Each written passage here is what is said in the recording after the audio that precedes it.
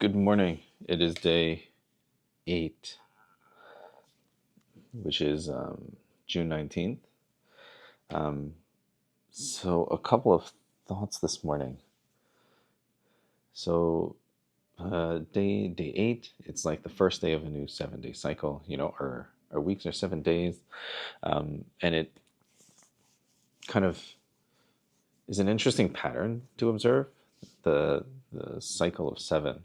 I think there's 7 notes in a music scale: A, B, C, D, E, F, G, back over to A, B. So that's 7 notes, 7 days of the week.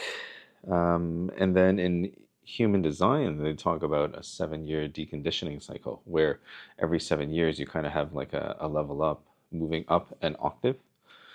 And I guess the idea is over 7 years, you do like deconditioning work, and that deconditioning process, you kind of take leaps every 7 years. And it's not that like you have to wait 7 years to notice a change or have a material change in your life or anything like that. It's just I think if you look back from where you are now to 7 years ago, your life is probably completely different. And you could probably like kind of bookend things like that. Um, I think that 7-year cycle kind of really talks about how much work there is to do. And it's that like those cycles also repeat. It's like every time you pass number 7, you go back to number 1 and not start all over again, but start from a new position where you have more to move. So I think it's kind of fitting to think about that on day 8, which is kind of like the start of a new cycle. It's interesting timing. It's like moving into the first day of the last weekend of my classes. It's like things are really going to be changing over the next couple days. And I think it's just even for what I'm doing here, it's kind of like coming into some type of clarity where I'm feeling like there's some interesting things to talk about, and I'm getting excited about that. And then also, not to mention hydration, which is important. So I was reflecting last night because I know that in the last video I was talking about choice and how we have choice and life is a series of decisions and all of that wonderful stuff. And then last night I was like afterwards I was thinking about that idea of like trusting in the flow of the universe, just kind of like letting things unfold as they will. And that's almost like letting go of the agency of choice, like just kind of surrendering to the greater flow of things. And that made me think of like, having all the choice and then surrendering to the flow of the universe is kind of like two opposite ideas. And it made me think of that idea of like all paradoxes can be reconciled, and how in some spiritual teaching talking about like how the reality is an illusion. It's an illusion of duality. So then you have the illusion of both sides. The question becomes, how do you hold both sides of the illusion? And I think that that's where hypnosis comes in. It's where you understand that context affects the meaning. Context is where meaning arises. If you think of the Tao, they talk about how when you label things, then it gives it form. So it's like the label is the context that gives the formless form. You're making boundaries. It's like, where do I physically end and everything else begins? Where does this chair that I'm sitting on begin? Where does this lamp begin? And they're separate objects, but we're all part of the same piece, right? Like if you're looking at the screen now, everything here is one. You don't say that you're watching like a person on screen with a chair and a light and curtains and a window and all of this stuff. You just say you're watching a video. So we're all the video as one thing, but then also um, within the video there are separate things, and that's kind of like that separation or that duality, um, the illusion of duality, where this video could be a video and then also has component parts, right? So it's kind of both of those things.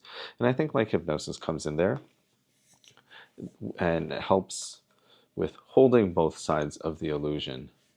As I'm developing this program, I'm thinking about how to best explain or share the idea of hypnosis. And the way that I learned it is hypnosis is a way of bypassing the critical faculty being that layer between your conscious and your unconscious mind.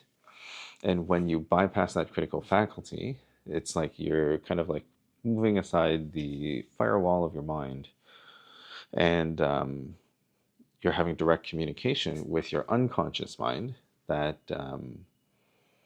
is there to protect you, to kind of like keep you aligned as much as possible with your goals, with what you want, what's good for you.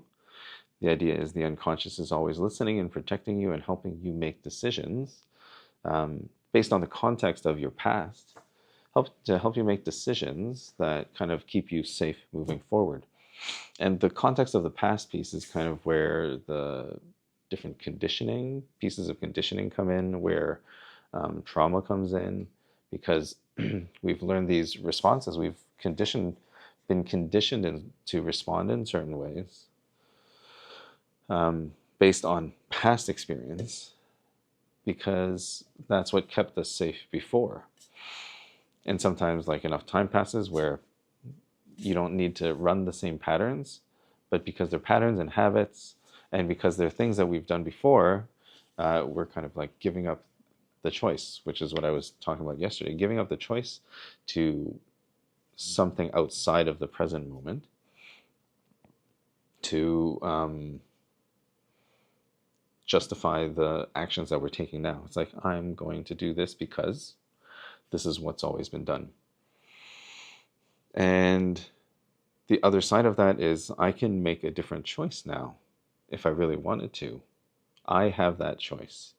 And like holding both sides of that, where it's like saying, in one moment I could be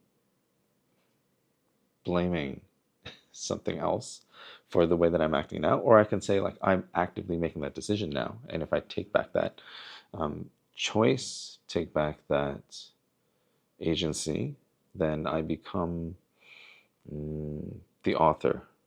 I become the author of that story. And that's where authorship comes in. To write your own story, to write my own story in the moment, knowing that I have that privilege, So then hypnosis is that idea of removing the critical faculty. And I like the idea, thinking in terms of,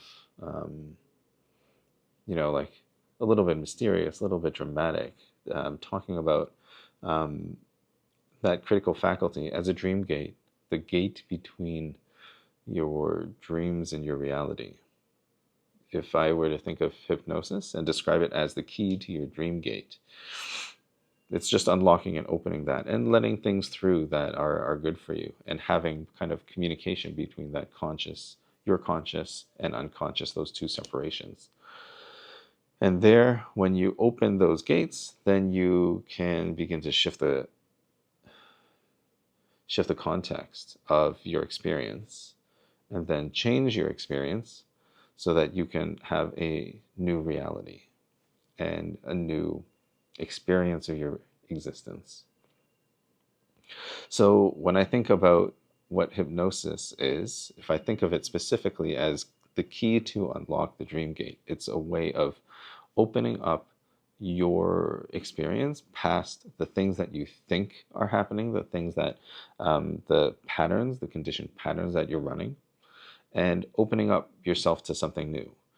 in a way that's real, to say that in this moment, I realize that I used to do one action, and in the future, I can do another one almost immediately. Like right now, I can choose to make that new decision. And being able to do that in the moment requires you to open yourself to accept that you want to be doing something different in the moment, and that you can do that, to accept that reality. So I think that there's different ways of doing that, of opening the dream gate, unlocking the dream gate. And first, I guess, is just to understand that it is there. It's something that you can do. So knowing that when you put a limit up for yourself, that is a gate that you've shut on a certain set of ideas. So then if you were to allow yourself that space to consider what it might be like to open up, to let things through, to do something different, then you may just be on the cusp of doing something different today. So let's do something different today.